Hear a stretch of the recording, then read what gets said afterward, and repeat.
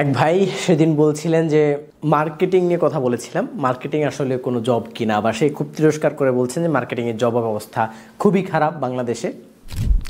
তো আমি বলতে চাই যে আসলে প্রত্যেকটা যেই কাজ আছে সেই কাজগুলোকে আপনি যখন আপনার প্যাশন হিসাবে নিতে পারবেন, আপনার মজার জায়গা হিসাবে নিতে পারবেন, আপনার ভালো লাগার জায়গা হিসেবে নিতে পারবেন, সেটা আসলে আপনার কাজ মনে হবে না, আপনার খেলাধুলা মনে হবে, এনজয় মনে হবে। আর যেই কাজটা আসলে আপনার ভালো লাগে না, যেই কাজটা আপনি করতে পছন্দ করেন না, বোরিং হন, সেই কাজটা অল্প করলেও কিন্তু সেটার মধ্যে আপনার বোরিংনেস চলে আসবে, সেটা আপনার ভালো লাগবে না। মার্কেটিংয়ের জব অনেক মানুষের কাছে অনেক ভালো লাগার একটি জব, কারণ সে প্রতিদিন অ্যাচিভমেন্ট পাচ্ছে, প্রতিদিন সে অ্যাচিভ করতে পারছে নতুন কিছুকে, প্রতিদিন সে তার টার্গেট ফিল আপ করতে পারছে। এই যে টার্গেট ফিল আপের যে জায়গাটা, এটা কিন্তু অনেকের কাছে ভালো লাগার একটা জায়গা। সে এই জায়গাতে কাজ করতে চায়, তার মার্কেটিংটাই ভালো লাগে, তার প্রচারণাটাই ভালো লাগে, সে কিভাবে প্রচার করতে পারবে, আচ্ছা এই যে একটা প্রচার করতে পেরেছে, এটা তার ভালো লাগে। এটা যখন আপনার কাজে হয়ে যাবে, সেটা আপনার মাটি কাটতেও ভালো লাগবে ভাই।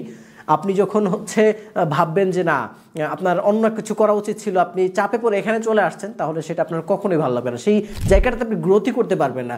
অনেক বেশি চেষ্টা করে হয়তো আপনি চেষ্টা করলে কিছুটা গ্রোথ করতে পারবেন, কিন্তু পরিপূর্ণ গ্রোথ আপনার আসবে না, কারণ এই কাজটাকে আপনি ভালোই বাসেন না। সুতরাং যাদের কাছে যে কাজটা ভালো লাগে না, সেটা আপনি করারই দরকার নেই। আপনার কাছে যেটা ভালো লাগে সেটা আপনি করুন, দেখবেন সেটা যদি খুব নর্মাল কাজও হয়, সেখানে আপনি উন্নতি করে ফেলেছেন। আপনার কাছে মাটি কাটা অনেক ভালো লাগে, মাটি কাটতে কাটতে আপনি এমন পর্যায়ে যাবেন যে আপনার সাথে 1000 মানুষ মাটি কাটে, তাদের নেতৃত্ব দিচ্ছেন আপনি। এই যে আপনার যে একটা পজিশন তৈরি করে ফেললেন, সেটাও কিন্তু আপনার প্যাশনের কারণে। তো এই জন্য আপনার প্যাশনটা কোন জায়গায়, আপনার ভালো লাগাটা কোন জায়গায়, এটা আগে বিবেচনা করতে হবে। আরেকটা কথা আমি সবসময় বলি, যেটা আমার একদম শুরুতে আমার যে অফিস ছিল, সেখানে আমার চেয়ারের পেছনে একদম লেখা ছিল যে চাকরি হচ্ছে স্বেচ্ছায় স্বাধীনতাকে বিকিয়ে দেওয়ার নামান্তর। আমি চাকরিকে বলি না যে চাকরি খুবই একটা ভালো জিনিস, তবে সবাই যে আবার বিজনেস করবে, এন্টারপ্রেনার হবে, এটা কিন্তু অসম্ভব একটা বিষয়।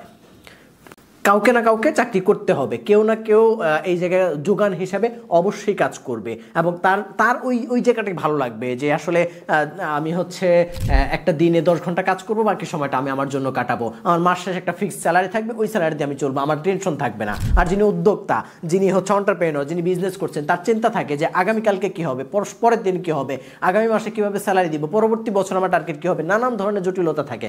এই ধরনের জটিলতা যারা বেঁচে থাকতে চান, তাদের কোনো কিন্তু জব তারা সেরা পছন্দ হিসেবে বেছে নেন।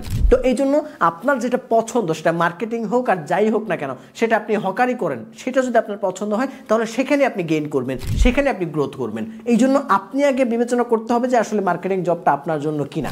যার জন্য মার্কেটিং জব, সে করলে সেটা ভালো লাগবে, তার কাছে মনে হবে এর চেয়ে ভালো জব আসলে বাংলাদেশে নেই।